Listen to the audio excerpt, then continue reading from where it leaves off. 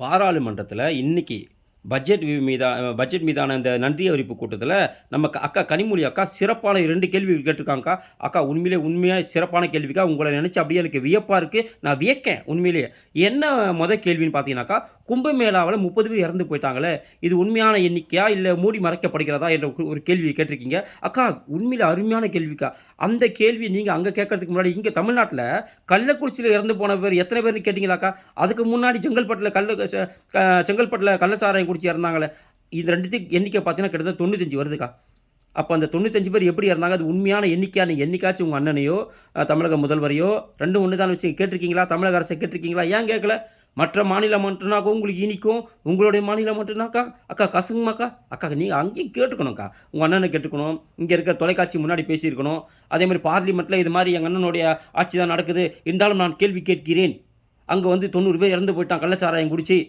எங்க அண்ணனுடைய ஆட்சிய நான் கண்டிக்கிறேன். அப்படி நீங்க கண்டனம் தெரிவிச்சு பார்லிமென்ட்ல பேசியிருந்தீங்கன்னாக்கா, இந்த விஷயத்த பத்தி நீங்க பேசுறதுக்கு உங்களுக்கு அருகதை இருக்குன்னு சொல்லலாம்க்கா. ஆனா அங்கேயும் பேசாம மற்ற எங்கேயோ இருக்கிற உத்தரப்பிரதேச பத்தி பேசுறீங்களாக்கா. அது மட்டும் இல்லாம நீங்க இன்னொரு கேள்வி, முக்கியமான கேள்வி கேட்டிருக்கீங்க. என்ன கேள்வி கேட்டிருக்கீங்கன்னாக்கா, பாஜக ஆளும் மாநிலங்களில் சிறுபான்மையினர் தாக்கப்படுகிறார்கள். தேவாலயங்கள் இடிக்கப்படுகிறதுன்னு பேசியிருக்கீங்க. அக்கா முதல்ல உங்க முதுக பாருங்கக்கா. உங்க தமிழ்நாட்ல நீங்க ஆட்சிக்கு வந்து 200 கோயிலுக்கு மேல இடிச்சுட்டாங்கக்கா. இதெல்லாம் ரெக்கார்ட் இருக்குக்கா, வரலாறு இருக்குக்கா. அதாவது அங்கனாச்சும் சிறுபான்மையினர்ன்னு சொல்றீங்க. இங்க பெரும்பான்மை இருக்கக்கூடிய இந்துக்களே நசுக்கப்படுகிறார்கள். ஒரு போராட்டம் கேட்டா அனுமதி குடுக்கறதில்ல, ஒரு ஆர்ப்பாட்டத்துக்கு அனுமதி குடுக்கறதில்ல, ஒரு பேரணிக்கு அனுமதி குடுக்கறதில்ல. ஏன் இப்ப சமீபத்தில திருப்பரங்குன்ற கோவில்ல எங்களுதுன்னு ஒருத்தவங்க சொந்தம் கொண்டாடுறாங்க. அத கூட கேட்க நாதி இல்லாத ஒரு இந்துக்களாக தமிழகத்தில அனாதையாக திரிகிறோம் நாங்கலாம் இன்னைக்கு.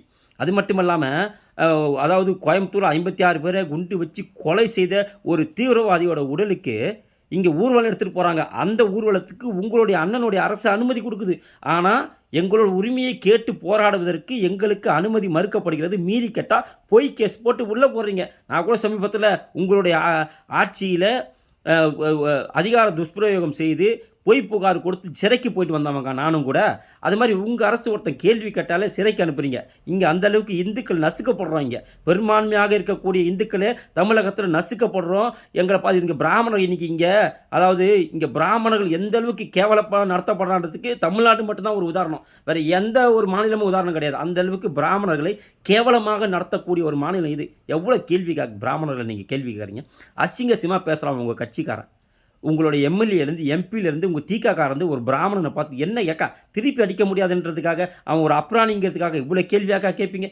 இதெல்லாம் நீங்க இங்க பண்ணிட்டு, பார்லிமென்ட்ல போய் அங்க தேவாலயம் இடிக்கப்படுது, மசூதி இடிக்கப்படுதுன்னு சொல்றீங்களே, கொஞ்சனாச்சும் நீங்க வெட்கப்பட வேண்டாமா இதெல்லாம் பேசுறதுக்கு? முதல்ல உங்க மாநிலத்தில என்ன நடக்குதுன்னு பாருங்கக்கா. இங்க பெரும்பான்மையாக இருக்கக்கூடிய இந்துக்களுக்கு எவ்வளவு கொடுமைகள், எவ்வளவு பிரச்சனைகள் இங்க இருக்கு. சிறுபான்மையினரால இங்க எவ்வளவு மதமாற்றம் நடத்தப்படுகிறது. இங்க இந்துக்களுடைய சொத்துக்கள் சூறையாடப்படுகிறது. இந்துக்களோட கோவில அவன் கோயில்னு வகுப்பு சொத்துன்னு சொல்லிட்டு உரிமை கொண்டாடுறான். இதெல்லாம் கொஞ்சம் பாருங்கக்கா. இத விட்டுட்டு பார்லிமென்ட்ல போய் எங்கோ நடக்கிற ஒரு விஷயத்த போயிட்டு பார்லிமென்ட்ல பேசுறீங்களா? என்னைக்காச்சும் உங்க மாநிலத்தில நடக்கக்கூடிய ஒரு விஷயத்த நீங்க எடுத்து பேசியிருக்கீங்களா? அந்த மாரி பேசுங்க. அப்படி பேசினா தான் மக்கள் நீங்க உண்மையான ஒரு எம்பி, மக்களுக்காக மக்களால் தேர்ந்தெடுக்கப்பட்ட ஒரு எம்பின்னு நெனைப்பாங்க. அப்படி இல்லன்னு சொன்னா, கடைசி வரைக்கும் உங்களுடைய திராவிட மாடல் அரசு, பொய்யான திராவிட மாடல் அரசு தான், போலியான திராவிட மாடல் அரசு தான் மக்கள் புரிந்து கொள்ளும் காலம் ரொம்ப தூரத்தில இல்லக்கா. இந்த 2026 தேர்தல்ல கண்டிப்பாக உங்களோட திராவிட மாடல் அரசு பொய்த்து புளுத்து போகும் அளவுக்கு தான் நீங்க ஓட்டு எடுக்க போறீங்கக்கா. இனியும் கொஞ்ச நாச்சு திருந்துங்கக்கா. உங்க மாநிலத்த பாருங்கக்கா. உங்க முதலமைச்சர்ட்ட போய் கேள்வி கேளுங்கக்கா. அப்புறம் பார்லிமென்ட்க்கு வாங்கக்கா.